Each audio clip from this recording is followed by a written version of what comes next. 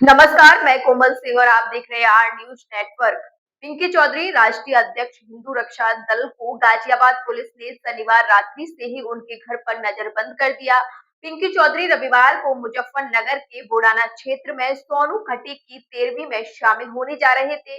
मृतक की हत्या कथित रूप से दूसरे समुदाय के कुछ युवकों द्वारा की गई थी। पिंकी चौधरी इस मामले में पीड़ित परिवार से मिलने और 13वीं में शामिल होकर अपनी संवेदना व्यक्त करने के उद्देश्य से जाने वाले थे, लेकिन इससे पहले ही गाजियाबाद पुलिस ने उन्हें घर से निकलने ही नहीं दिया और पुलिस ने हाउस अरेस्ट में ले लिया। पिंकी चौधरी ने पुलिस की इस कार्रवाई पर कड़ी नाराजगी जताते हुए उनकी कड़ी निंदा की। उन्होंने कहा कि हमारी आवाज को दबाने की कोशिश की जा रही है।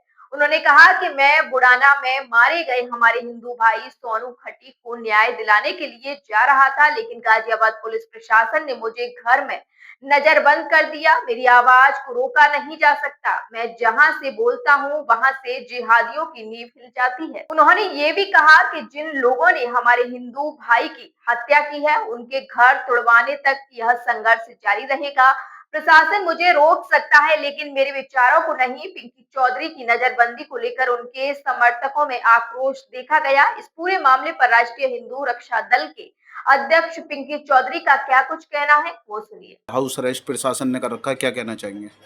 हम लोगों ने बुढ़ाना में जिस प्रकार मुसलमानों की इकट्ठा भीड़ ने हमारे मोनू खटीक भाई को तड़पा कर केवल इसलिए मार दिया कि वो मुस्लिम बहुल क्षेत्र में चला गया। ऐसी स्थिति हमारे उत्तर प्रदेश की हो गई है कि मुसलमान ये कहते हैं और ये चाहते हैं कि उनके क्षेत्र में कोई हिंदू पांव भी ना रखे। ऐसी स्थिति, और उत्तर प्रदेश में योगी जी की सरकार होने के बावजूद हमारे एक हिंदू भाई को सैकड़ों की संख्या में इकट्ठा होकर के मॉब लिंचिंग के तहत मार दिया जाता है और कोई वो आवाज नहीं उठाता है। मैंने पहले ही कहा था कि मैं अपने हिंदू भाई को, मोनू भाई को न्याय दिलाने का कार्य करूंगा, तो मैंने वहां जाने के लिए कहा। कल शाम 5 बजे मेरे आवास पर काफी अधिक संख्या में पुलिस बल आ गया।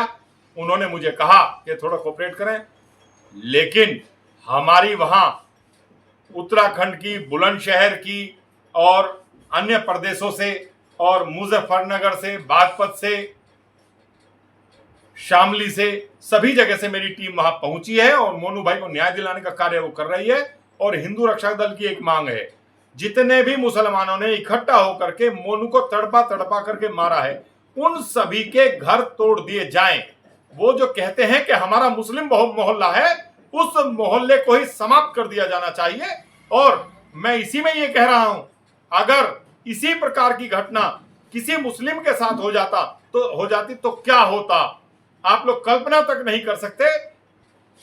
अब हम कैसे चैन से बैठे? हमारा एक हिंदू भाई जो जिहादियों ने कह करके मारा है, हम लोग न्याय दिला करके ही उस परिवार को सांस लेंगे। अभी हमारी टीम वहां है और हम ताकत से लड़ने का काम। वहीं अगर बात की जाए, उत्तर प्रदेश में योगी सरकार है और लगातार योगी सरकार जो है ऐलान करती है कि निष्पक्ष यानी दोनों पक्ष के जो भी कानून तोड़ेगा उस पर कार्रवाई की जाएगी।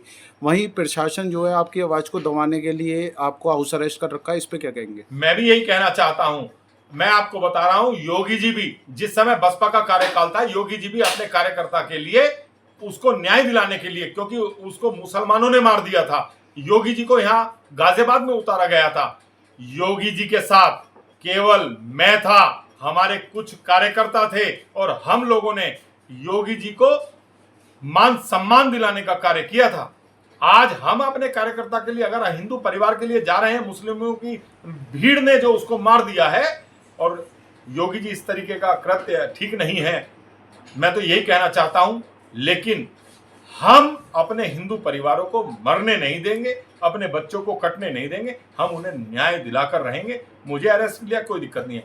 हजारों की संख्या में पिंकी वहां पहुंचे हैं और सबने अपने परिवार को न्याय दिलाने का कार्य और संघर्ष कर रहे हैं वहां। अगला कदम क्या होगा आप लोगों का? अगला कदम, उनके जितने मुस्लिम कट्टरपंथी वहां थे मोनू को मारने में, उन सभी का घर ध्वस्त होना चाहिए। योगी जी से मेरी यही एक मांग है और हम वहां पूर्णतः संघर्ष करेंगे, उनके घर तुड़वा करके ही सांस लेंगे।